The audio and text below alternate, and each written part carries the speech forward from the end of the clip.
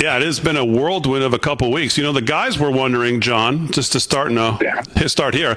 You once told us the story about guys showing up at your house with information or asking you about, with what's been going on.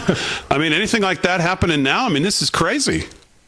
No, but I got to say, those two guys who just showed up at my house at 11 o'clock at night after I got off Hannity one night, what they told me has been so presciently true, perhaps worse than I understood even a few years ago when I was first credited with sort of unraveling parts of the Russia collusion case.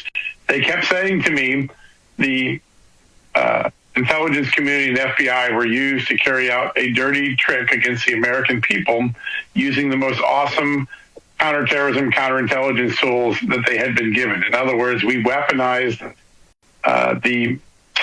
we weaponized our counterterrorism and counterintelligence tools to run a psychological operation on the American public, to deceive them into believing that the man they had elected as president was actually a Russian stooge for Vladimir Putin. And when I look at it now, it is far more extensive, far more complete, far more involving of so many different people. We've got House members and senators and leakers and consultants, and it was a mass conspiracy to undo the will of the American people for the 26th election and to fool them into thinking the man they had just elected was a Russian asset. And it is perhaps, I think back now at Watergate, and the moment that the public learned and the moment that Republicans learned that Richard Nixon even remotely considered asking the CIA to interfere with the FBI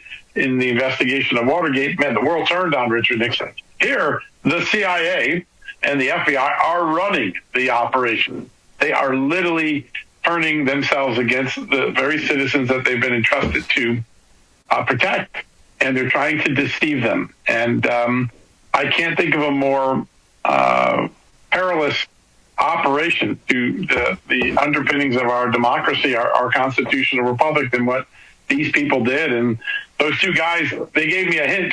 I had no idea. It was a lot worse than I ever imagined.